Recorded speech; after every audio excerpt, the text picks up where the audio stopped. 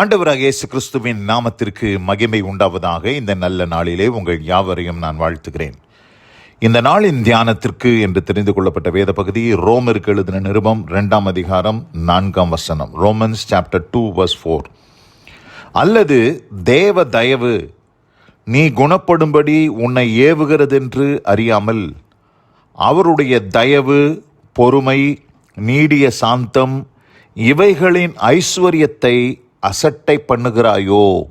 ஆமென். பிரியமானவர்களே, நான் வாசிக்க கேட்டதான இந்த வார்த்தைகளிலே அப்போஸ்தலனாகிய பவுல் ரோம சபைக்கு என்ன எழுதுகிறார் என்று சொன்னால், அவருடைய தயவு, அவருடைய பொறுமை, அவருடைய நீடிய சாந்தம் இவைகளின் ஐஸ்வர்யத்தை நீ அசட்டை செய்கிறாயோ என்று கேட்கிறார். Or do you despise the riches of his goodness, forbearance and long suffering, not knowing that the goodness of God leads you to repentance? கர்த்தருடைய தயவு, பொறுமை, நீடிய சாந்தம் இப்படிப்பட்டவைகளினுடைய ஐஸ்வர்யங்கள், அந்த ரிச்சஸ், அது நமக்கு எதுக்காக கொடுக்கப்படுகிறது என்று நாம் பார்க்கும்போது, நாம் மனம் திரும்புவதற்கு ஏதுவாக, ரிப்பென்டன்ஸ்ன்னு போட்டிருக்கு ஆங்கில வேதத்தில். தமிழ் பைபிளில் நீ குணப்படும்படின்னு போட்டிருக்கு. இவைகளை இன்றைக்கு நாம் அறியாமல் தேவ கிருபையை, தேவ தயவை, தேவ பொறுமையை, தேவனுடைய நீடிய சாந்தத்தை இன்றைக்கு கர்த்தருடைய பிள்ளைகள் என்ன செய்து கொண்டிருக்கிறார்கள் என்று சொன்னால், அசட்டை செய்து கொண்டிருக்கிறார்கள். they are despising. அவைகளை அசட்டை செய்து அவைகளை குறித்து எண்ணமற்றவர்களாக இன்றைக்கு போயிருக்கிறதை நாம் அறிந்திருக்கிறோம். நாம் வாழ்ந்து கொண்டிருக்கிறது ஒரு கிருபையின் காலத்திலே நாம் வாழ்ந்து கொண்டிருக்கிறோம். இந்த கிருபையின் காலத்தில் அவருடைய இரக்கத்தின் ஐஸ்வர்யம், அவருடைய கிருபையின் ஐஸ்வர்யம் என்று அவருடைய ஐஸ்வர்யங்களை குறித்து நாம் பார்க்கிறோம். அவர் இரக்கத்தில் ஐஸ்வர்யம் உள்ளவராக இருக்கிறார், கிருபையில் ஐஸ்வர்யம் உள்ளவராக இருக்கிறார்.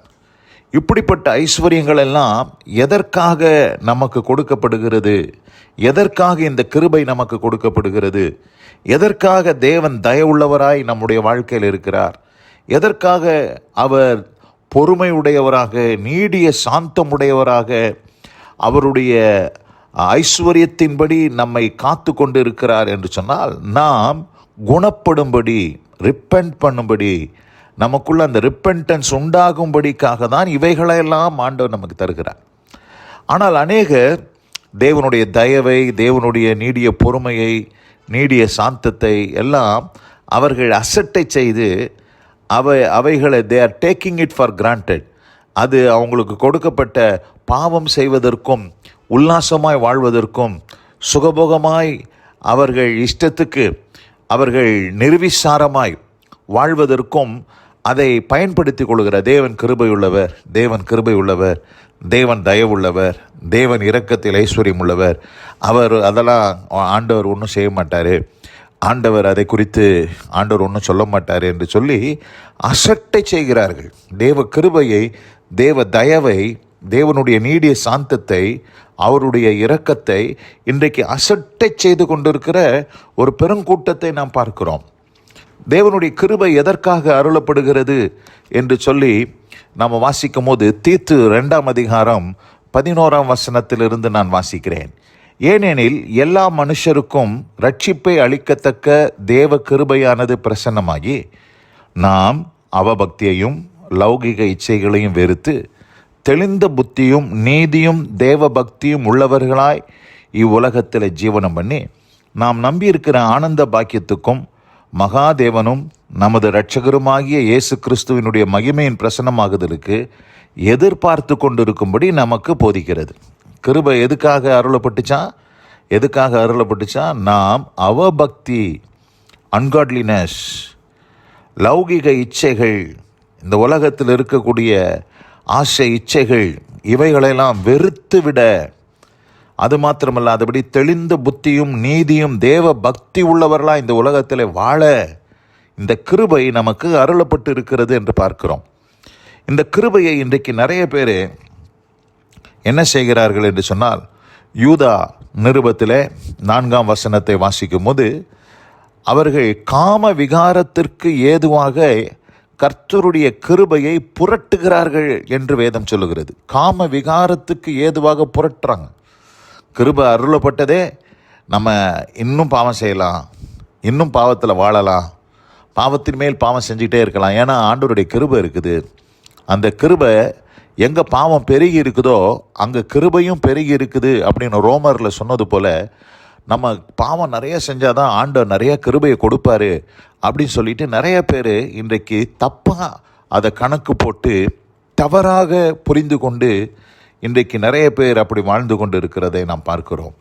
ஆண்டவர் ரொம்ப தெளிவாக சொல்லிட்டாரு, இந்த தேவனுடைய தயவையும் தேவனுடைய இரக்கத்தையும் அவருடைய பொறுமையையும் நீடிய சாந்தத்தையும் இவைகளின் ஐஸ்வர்யத்தை நீ அசட்டை பண்ணக்கூடாது அப்படின்னு சொல்லிட்டு ரோமர் 2ஆம் அதிகாரம் 5ஆம் வசனத்தில் சொல்கிறாரு, உன் மன கடினத்திற்கும் குணப்படாத இருதயத்திற்கும் ஏற்றபடி தேவனுடைய நீதியுள்ள தீர்ப்பு வெளிப்படும்.